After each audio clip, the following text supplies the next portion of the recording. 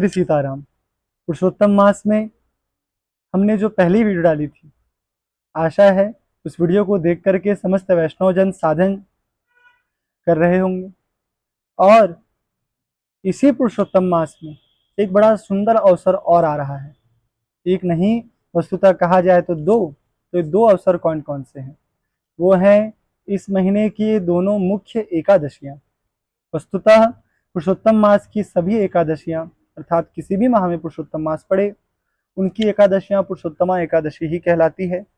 किंतु फिर भी इनमें भेद है। कैसे? शुक्ल पक्ष में आने वाली एकादशी को कमला एकादशी और कृष्ण पक्ष की एकादशी को कामदा एकादशी के नाम से बतला रहे हैं। ऐसा क्यों? तो जानेंगे। वस्तुतः प्रत्येक एकादशी मोक्ष प्रदायिनी है, हर एकादशी कल्याणदायी है, किंतु शुक्ल पक्ष की एकादशी मोक्षदायिनी प्रधान रूप से कही गई है और कृष्ण पक्ष की एकादशी कामनाओं की पूर्ति करने वाली कही गई है। इसीलिए कृष्ण पक्ष की एकादशी को कामदा एकादशी के नाम से भी यहाँ पर संबोधन मिलता है। शिव शर्मा नाम का एक ब्राह्मण था, उसका पुत्र बिल्कुल हमारी भांति था, ना कोई पूजा पाठ जप तप दान आदि करता, ना शास्त्रों का अध्ययन करता। उसका मन यहाँ वहाँ संसार में लगा रहता। अंत में घर वालों ने उसे घर से निकाल दिया। बेचारा भटकते भटकते कहाँ जाता, जंगलों में भटकता भटकता अंत में नदी किनारे एक मंदिर के पास पहुंचा और मंदिर के पास ऋषि का आश्रम था। ऋषिजन बैठ करके आपस में प्रवचन संत चर्चा कर रहे थे। उसी क्षण वहां पर ऋषियों ने एकादशी के महात्म्य के विषय में वार्ता की। जैसे ही इस भूखे प्यासे व्यक्ति ने सुना कि एकादशी का बड़ा महत्व है और आज दशमी की तिथि है, मैंने आज कुछ खाया नहीं और कल एकादशी है, एक दिन और सह लेता हूं और कल की एकादशी का व्रत रह लेता हूं। इसने ऐसा ही किया और अगले दिन एकादशी के व्रत को रहने का विचार किया। अगले दिन की एकादशी जैसे ही ये रह रहा था, उसी समय की बात है, संध्या होते ही जैसे ही संध्या वंदन करने के लिए नदी के तट पर जाता है, भगवती कमला वहां से प्रकट हो जाती है और प्रकट होकर के दर्शन देती हैं और बोलती हैं कि तुम्हें क्या चाहिए बतलाओ, और इन्हें एकादशी के गुण तत्व को समझाती है। देखो, एकादशी तो भैया हम भी रहते हैं, एकादशी तो आप भी रहते हैं, तो भला इसी के ऊपर भगवती क्यों प्रसन्न हो? इसके पीछे का उत्तर ये है, हम लोग तो एकादशी रहते हैं, पर जब पारण का समय आता है तो ध्यान भगवान में बाद में जाता है, पहले प्रसाद की थाली में जाता है कि भैया कल से कुछ नहीं खाया, चलो चलो चलो अब खा लेते हैं। पर देखो, ये बेचारा भूखा प्यासा ऋषियों के आश्रम पहुंचा, चाहता तो उनसे कुछ प्रसाद मांग सकता था, पर इसने प्रधानता किसे दी? इसने प्रधानता दी अपने भोजन को नहीं, अपने भाव को, अपनी भक्ति को, और सोचा कि इतने दिन भूखे रहे, एक दिन और सही, और भगवती के निमित्त, ठाकुर जी के निमित्त इसने एकादशी का व्रत किया, जिससे जो प्रथमाचार्या हैं, भगवती कमला, भगवती जानकी, प्रकट होकर के इनको दर्शन देती हैं। यही एकादशी का मूल स्वरूप है, जहां पर साधकों को चाहिए कि दशमी की संध्या से ही भोजन आदि का त्याग कर ले।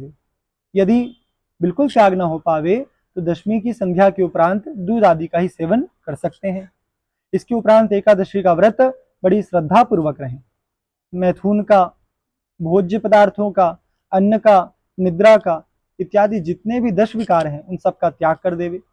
और इसे चाहिए कि उस पूरे दिवस के उपरांत संध्या काल के बाद ठाकुर जी के निमित्त अनंत रूपेण, अर्थात बिना रुके अडिग रूप से भगवान के नाम का कीर्तन करें, अथवा ना भी हो पावे तो मौन रूप से इसे सीताराम सीताराम, राधे श्याम नारायण कृष्ण हरि, जिस नाम में श्रद्धा हो उसका जप करें। अर्थात अर्थात एकादशी की रात्रि में सोने का निषेध है, रात्रि जागरण करना चाहिए। हाँ, राम राम रटते रटते नींद आ गई तो उसमें कोई दोष नहीं है, पर भैया मोबाइल चलाते चलाते नींद आ गई, टीवी देखते देखते नींद आ गई, तो इसका बड़ा दोष लगेगा। इसके उपरांत द्वादशी के प्रातः काल, अच्छा एक और सुंदर बात आती है, एकादशी के दिन ठाकुर जी का पंचामृत से स्नान करावे और द्वादशी के दिन दुग्ध से स्नान करावे, उसके उपरांत भगवान को भोग राग दे करके प्रसाद ग्रहण करें। अब बताओ, सामने भोजन की थाली हो और पाने का मन ना करे, ऐसा तो हो नहीं सकता। उसी प्रकार जो 2 दिन से व्रत था, 2 दिन से अर्थात दशमी की संध्या से जो व्रत कर रहा था, एकादशी के दिन व्रत किया और द्वादशी के सुबह भी सीधा भोजन नहीं करता, उसके उपरांत सीधा भगवान का पूजन करता है, और पूजन के उपरांत प्रसाद ग्रहण करता है, तो भगवान उस पर प्रसन्न क्यों नहीं होंगे। इसलिए भगवती कमला इसके ऊपर प्रसन्न होती है। और एक और सुंदर बात है, पद्म पुराण में ही ये बात लिखी है। देखो, अगर ठाकुर जी ये बात को बोलते तो हम लोग बोलते अपनी मान बढ़ाई के लिए आप ये बात को बोल रहे हो, पर ये बात को भगवती कमला बोल रही हैं, अर्थात भगवती लक्ष्मी बोल रही हैं। क्या एकादशी की संध्या में तेल से अथवा सामर्थ्यवान हो तो घी से जो ठाकुर जी के समक्ष दीपक दिखाता है, ऐसे जीवात्मा के कुल में यावत कदा किसी को भी पशु आदि योनियों में जाना नहीं पड़ता, अर्थात कम से कम पाप योनियों से पूरे कुल परिवार की मुक्ति हो जाती है। उसके उपरांत कर्म प्रभाव से जिसको जहाँ जाना पड़े सो जाना पड़े, लेकिन पशु योनि में कदापि जाना नहीं पड़ेगा। एक बड़ी सुंदर बात और है जो भगवती कमला स्पष्ट कर रही हैं, और यही बात नारद पुराण में भी आई है। क्या यदि कभी भी 2 एकादशी आवे तो दूसरी एकादशी को ग्रहण करना चाहिए, पहली को त्याग देना चाहिए। दूसरी एकादशी में भी सर्वोत्तम बात है कि यदि पारण के दिन अर्थात अगले दिन एकादशी युक्त द्वादशी तिथि हो तो उसमें द्वादशी वाले व्रत को रहें, और पारण का दिन यदि प्रदोष पड़े तो जो व्यक्ति त्रयोदशी के प्रातः एकादशी का पारण करता है वो बड़े ही कल्याण रूप से भगवान को बड़ा प्रिय हो जाता है, इस पर कोई शंका नहीं। लिखा है 100 यज्ञों के समान पुण्य उसको पारण करने से मिल जाता है। अब देखो, फिर से कहते हैं, इस बात को कोई और नहीं, हम सबकी प्रथमाचार्या भगवती जानकी कह रही हैं, तो इस बात का श्रद्धा पूर्वक पालन करना चाहिए। भैया एकादशी रह रहे हैं, 10 बार तो जूस पी रहे हैं, 10 बार चिवड़ा खा रहे हैं, 10 बार साबूदाना खा रहे हैं, 10 बार फल खा रहे हैं, इस तरह की एकादशी कल्याणदायी नहीं है। जीभ पर नियंत्रण रखे और मन पर नियंत्रण रखे तो उसके द्वारा एकादशी सफल मानी जाएगी। वस्तुतः एकादशी का व्रत निर्जल ही रहना चाहिए, पर हम सब कलयुग के जीव हैं, कलयुग में प्राण अन्न में समाहित होते हैं, तो इसीलिए उत्तम बात है कि दूध ले लेवे, दूध ना ले पावे तो कम से कम फल आदि ले लेवे, फल भी ना ले पावे, ऐसा लगे कि फल में भी मन नहीं भर रहा तो सूखे मेवे आदि ग्रहण कर ले, लेकिन एकादशी के नाम पर 10 प्रकार के व्यंजन ना लेना और नाना रूप से इनका सेवन करना, ठाकुर जी की विस्मृति कर देना और दंभ करना। कैसा दंभ? अरे भैया, हम लोग तो एकादशी रहते हैं, इन लोग को देखो ये तो एकादशी भी नहीं रहते। अरे भैया, हम लोग कल्याण से रहते हैं क्या? केवल एक एकादशी भी जीवात्मा रह ले तो जायते पाप कंचुका, सारे पाप नष्ट हो जाते हैं। पर हम लोग श्रद्धा से कहाँ रह रहे हैं?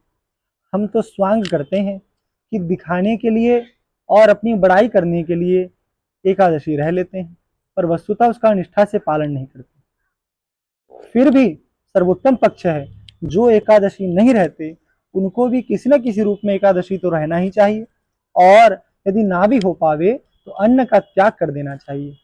ऐसा पूज्य सदगुरुदेव भगवान कहते हैं, इस संसार में प्रत्येक व्यक्ति, चाहे वो कोई भी व्यक्ति हो, कोई भी वर्ण का हो, कोई भी जाति का हो, एकादशी का व्रत सभी को रहना चाहिए। किसी व्रत को ना रहने से कोई दोष नहीं लगता।